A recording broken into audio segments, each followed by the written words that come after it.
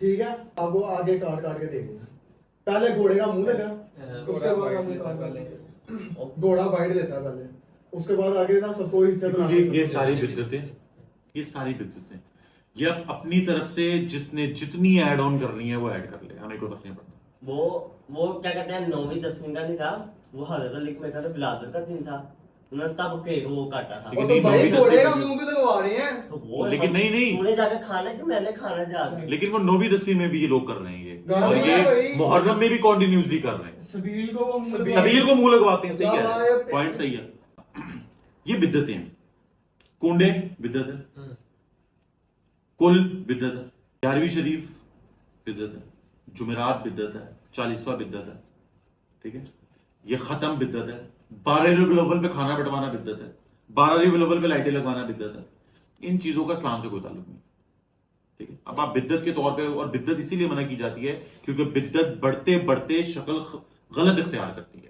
بدعت کا مطلب کیا ہے؟ اس مطلب کوئی چیز دین میں نہیں ہے اور آپ اس کو خود سے ایڈ کرتے ہیں تو وہ بدعت کہلاتی ہے. ہاں, یہ دنیاوی معاملے ہیں.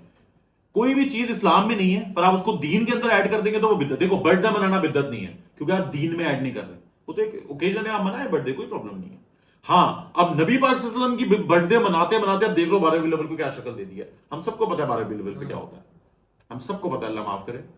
اسی لیے میں 12 ربیع الاول کے منانے کے حق میں نہیں ہوں. اور 12 ربیع الاول وہی والی بات جو میں نے لاسٹ ٹائم بھی بات کی تھی, 12 ربیع الاول والا یہ جو مین کانسیپٹ پھیلا ہے, یہ کرسچنز کو دیکھتے ہوئے, کرسمس کو دیکھتے ہوئے اس کی مشابہت کی ہم لوگ.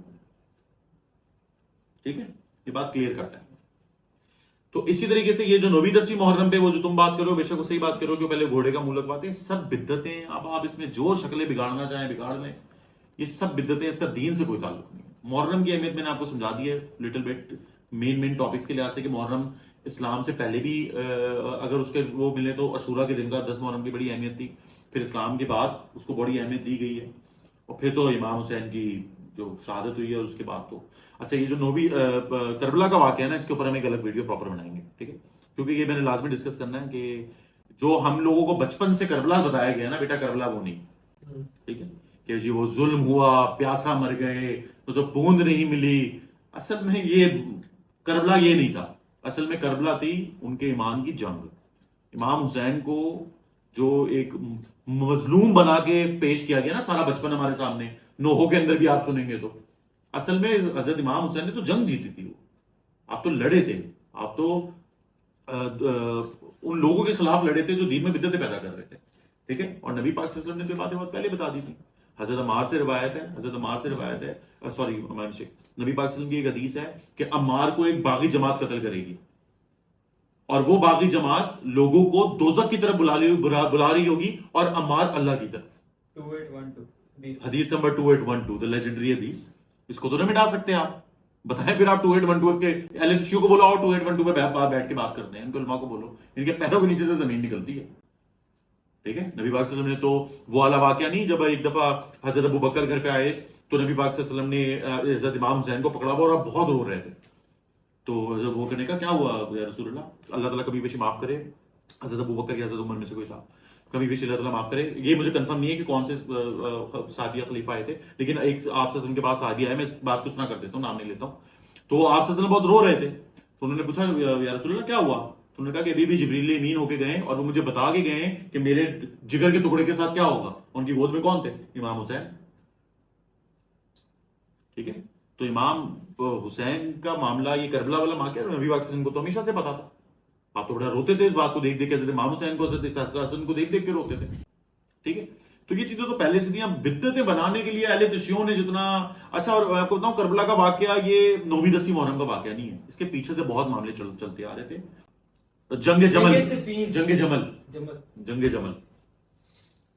یہ تو تب سے معاملے چلتے آ رہے تھے. اب یہ لوگ ہمیں کہتے ہیں کہ جی وہ یہ تو یزید کے دور میں ہوا. وہ بھائی یزید سے پیچھے والے دیکھو نا, آپ ان کی بھی تو ہسٹریاں اٹھاؤ نا. جنگ صفین نہیں تھی وہ, جنگ صفین یہ سب شروع آگے پیچھے ہوئی ہیں. امیر معاویہ والی جنگ صفین یہ سب آگے پیچھے ہوئی ہیں. معاملات تو تب سے چل رہے ہیں. آپ صرف یزید کو پوائنٹ آؤٹ کر کے پھر یزید کے ابے کی بھی بات کرو ہم سے, آؤ نا اس بات پہ. پھر اہل تشیع کے یہ وہ ہوتے ہیں بریلوی, بڑے اس معاملے میں وہ ہوتے ہیں. آؤ پھر بیٹھ کے باتیں کرو, پھر کرتے ہیں, پھر کھل کے باتیں نہیں کرتے ہیں. جس طرح میں نے بتایا کہ بہت سے جو علماء ہیں نا, شیعوں کے علماء, انہوں نے ماتم کو اور انہوں نے اس چیز کو منع کر دیا تھا کہ نہیں یہ نہیں کرنا چاہیے. اب یہ پڑھے لکھوں سے مراد اس کا یہی مراد ہوگا. اب جس طرح وہ اہل تشیع کی بہت اوتھینٹک کتاب ہے تاج العلا، بہت سے اہل تشیع نے پڑھی ہوئی، اور اس میں آپ کو ایسی ایسی چیزیں ملیں گی جو اہل تشیع نے نہیں پڑھی ہوئی. یا تو پڑھتے اہل تشیع ساری باتیں، ٹھیک ہے. ویسے یہ ان کی کتاب ہے، ہماری نہیں ہے، ان کی کتاب ہے، لیکن ہم نے بڑی چیزیں اس سے اٹھائی ہیں. میری بات اچھا دیکھیں، کچھ چیزیں بالکل صحیح ہیں، ٹھیک ہے، کچھ چیزیں بالکل صحیح ہیں. اہل بیت سے محبت میں اہل تشیع ذرا زیادہ ہے، ٹھیک ہے، یہ بات سچی ہے، اور اس میں ہم ان کے ساتھ. اگر اہل بیت سے محبت، اگر اہل بیت سے محبت کرنا اہل تشیع ہونا ہے تو میں اہل تشیع. اگر صحابہ سے محبت کرنا بریلوی ہونا ہے تو میں بریلوی، ٹھیک ہے. اگر حدیثوں کو ماننا، نبی پاک صلی اللہ علیہ وسلم کے احکام پہ چلنا اہل حدیث ہونا ہے تو میں اہل حدیث ہوں. آپ صلی اللہ علیہ وسلم کی سنت کو فالو کرنا اور بزرگوں کو نہ ماننا وہابی ہونا ہے تو پھر میں وہابی ہوں، ٹھیک ہے. تو یہ ہر چیز ریلیٹڈ ہے. ایک بات ہمیشہ یاد رکھنا، اہل بیت کا پروٹوکول بہت بڑا پروٹوکول ہے. اہل بیت سے اوپر کچھ نہیں. صحابہ کو کبھی بھی اہل بیت کے ساتھ کمپیئر نہیں کرنا ہے، بریلوی غلط کرتے ہیں. شیعوں کے ساتھ ہم اس معاملے میں بریلویوں کا ساتھ کبھی بھی نہیں دیں گے، کیونکہ ہمارے استادوں نے نہیں کیا. بریلوی ہے کون ہے؟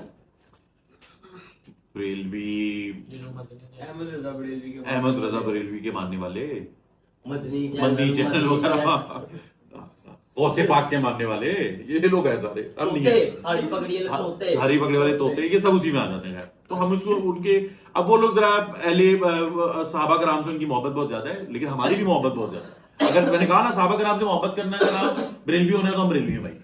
لیکن ہاں، صحابہ کرام اور اہل بیت کا کوئی آپس میں وہ نہیں ہے، کلیش نہیں، کمپیریزن نہیں ہے. ویری گڈ، کمپیریزن نہیں ہے بھائی. اہل بیت اوپر ہیں، اہل بیت آر دا چوزن پیپل. وہ تو وہ ہیں جن کے گھر سے اللہ تعالیٰ نے اپنے آخری نبی لیے.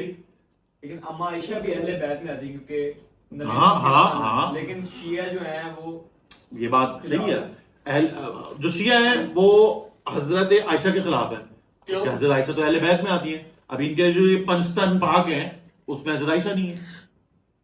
اچھا، شیعوں کے پوائنٹ آف ویو سے اہل بیت کون ہے؟ نبی پاک صلی اللہ علیہ وسلم، حضرت فاطمہ، امام حسن، امام حسین، حضرت علی.